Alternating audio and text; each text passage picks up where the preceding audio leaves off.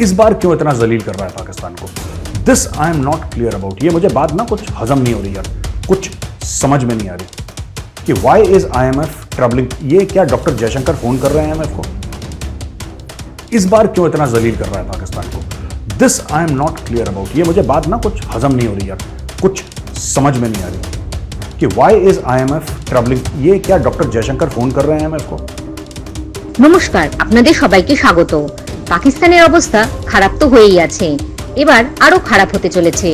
আসলে IMF এর কাছ থেকে টাকা পেতে চাইছে পাকিস্তান, কিন্তু পাকিস্তানকে টাকা দিচ্ছে না। এই বিষয়ে ভারতীয় মেজর গৌরব আরিয়া কি বলেছেন দেখুন। अच्छा जी, अब आ जाते हैं प्राइम मिनिस्टर शहबाज शरीफ। मुझे पाकिस्तानियों के भीख मांगने के स्टाइल से मैं यार इतना ज्यादा इंप्रेस्ड हूं। आई लव यू शहबाज शरीफ। मतलब यू आर अ किंग, तुम राजा हो यार, तुम राजाओं की तरह भीख मांगते हो। जिसको कहते हैं यूपी में कि भैया शहबाज का भौकाल है, भौकाल एकदम, है ना। शहबाज कहता है कि IMF कान खोल के सुनो, तुम्हारी जो शर्तें थी हमने सारी की सारी पूरी कर दी हैं।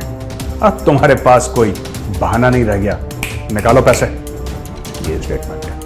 बाय गॉड मैं झूठ नहीं बोल रहा। आप देखो एडिटर साहब जरा स्क्रीन पे लगाना, शहबाज भाई क्या बोल रहे हैं। देखिए शहबाज भाई का ये स्टेटमेंट है। Prime minister Shehbaz Sharif on Saturday emphasised that Pakistan has now met all tough conditions laid forth by the International Monetary Fund and now the lender has no excuse। आपके पास कोई बहाना नहीं है, आपकी सारी शर्तें हमने पूरी कर दी हैं, लाओ पैसा। ये होता है कॉन्फिडेंस। ये थोड़ा ना कॉन्फिडेंस है कि यार अच्छा 1 बिलियन दे दो प्लीज यार, देखो यार ऊपर वाली अल्लाह के नाम पे कुछ नहीं।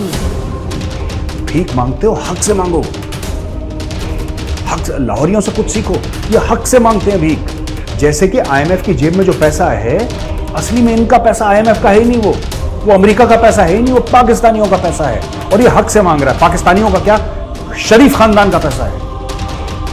वो कह रहा है तुम्हारे पास कोई बहाना नहीं, आपको बहाना नहीं चलेगा कि ये करो वो करो, अब तुम सीधा लाओ पैसे।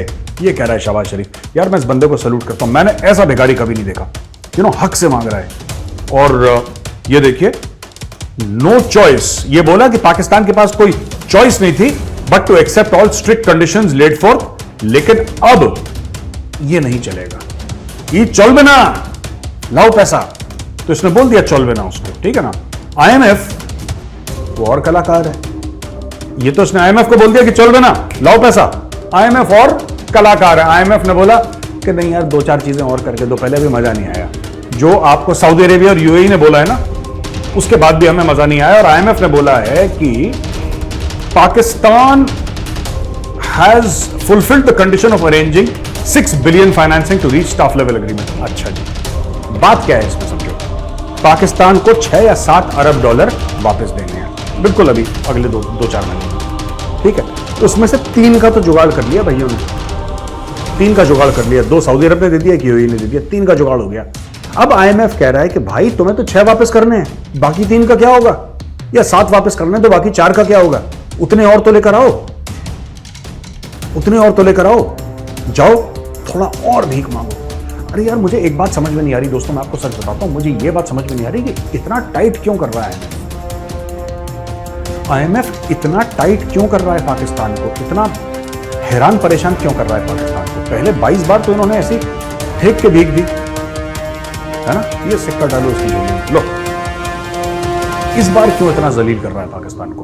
This I am not clear about. ये मुझे बात ना कुछ हजम नहीं हो रही यार, कुछ समझ में नहीं आ रही कि वाई इज IMF ट्रबलिंग। ये क्या डॉक्टर जयशंकर फोन कर रहे हैं IMF को?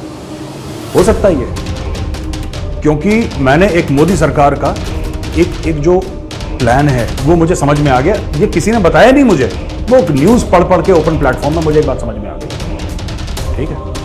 आप देख रहे हैं कश्मीर में क्या डेवलपमेंट हो रहा है, आप देख रहे हैं वहां से क्या आवाजें उठ रही हैं। पाकिस्तान ऑक्यूपाइड कश्मीर, जिसको पाकिस्तानी बड़े फख्र से सो कॉल्ड आजाद कश्मीर बोलते हैं, वहां से क्या आवाजें उठ रही हैं। एक भी फौजी ने सरहद पार नहीं करी पाकिस्तान में जाने के लिए, कोई अटैक नहीं हुआ, लेकिन वहां पे खलबली मच गई कि इंडिया आना है, कॉरिडोर खोलो, हम तो इंडिया के साथ मिला दो, हमें यहाँ पे आटा, ये वो, बोरान फलाना ढेंका बोरान।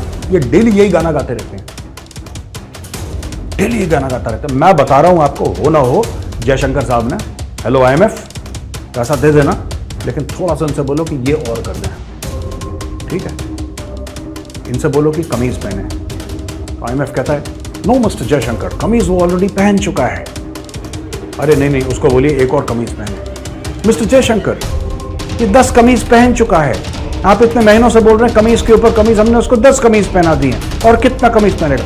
नहीं, इसको बोलो 1-2 कमीज और पहने, शर्ट के ऊपर शर्ट पहने। ठीक है मिस्टर जयशंकर, हम देखता है हम क्या कर सकता है। हम जाके उसको बोलेगा कि जब 15 कमीज, कमीज के ऊपर कमीज के ऊपर कमीज के ऊपर कमीज के ऊपर कमीज जब तुम पहन लोगे और टोटल 15 कमीज तुम पहन लोगे, उसके बाद हम सोचेगा लोन के बारे में। ये हो रहा है यहाँ पे मामला।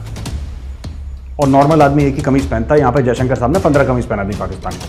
मैं आपको बता रहा हूं, ये दिस इज नॉट नॉर्मल जो हो रहा है, या जैसे यूपी में कहते हैं नॉर्मल नहीं है ये। ठीक है, हमारे साइड वाले लोग नॉर्मल नहीं बोलते हैं, नॉर्मल नहीं है भैया, गौरव भैया नॉर्मल नहीं है, ये बड़ी अब नॉर्मल चीज चल रही है। अच्छा, क्वेटा में ब्लास्ट हुआ और 3 बच्चों की जानें गई, ये बड़ी अफसोसनाक बात है। मैं 2 चीजें कहना चाहता हूं। बच्चे तो मासूम होते हैं, बच्चों की जानें गई और माई सिंपैथीज विद द पेरेंट्स। पर मुझे एक बात समझ में नहीं आ रही, पाकिस्तान क्यों नहीं कंट्रोल कर पा रहा? पाकिस्तान क्यों नहीं कंट्रोल कर पा रहा? पाकिस्तानी खुद कहते हैं दुनिया में सबसे नंबर 1 फौज पाकिस्तान फौज। चलो ठीक है, हम मान लेते हैं, आप कह रहे हैं हम मान लेते हैं। पाकिस्तानी कहते हैं दुनिया की सबसे नंबर 1 जो इंटेलिजेंस एजेंसी है, पाकिस्तानी कहते हैं ISI है। चलो जी, आप कहते हैं हम फिर भी मान लेते हैं। फिर ना ISI को पता लगता है कब तुम्हें ठोकने वाले हैं, ना फौज उनको रोक पाती है, लेकिन पाकिस्तानियों को चूरन खिला दिया, एक लाहौरी चूरन। तुम्हारी फौज, तुम्हारी ISI, तुम्हारी फौज, तुम्हारी ISI, ये सब नंबर 1, सब नंबर 1, सब number 1। Even Shoaib Akhtar, I was very surprised, पढ़ा लिखा बंदा जिसने दुनिया देखी है। ओ भाई, शोएब अख्तर कौन से मुल्क में नहीं गया, और सुपरस्टार है यार Shoaib Akhtar, he is a superstar. उसने भी टीवी में बंड मार दिया, शोएब अख्तर ने भी कह दिया कि हमारी फौज नंबर 1 है। ओए होए, डेली मार खा रही है फौज, ये नंबर 1 है, डेली जूते खा रही है, नंबर 1 है। और ISI भी नंबर 1 है, जिसको ये हवा ही नहीं है कि अगला अटैक कहां आने वाला है।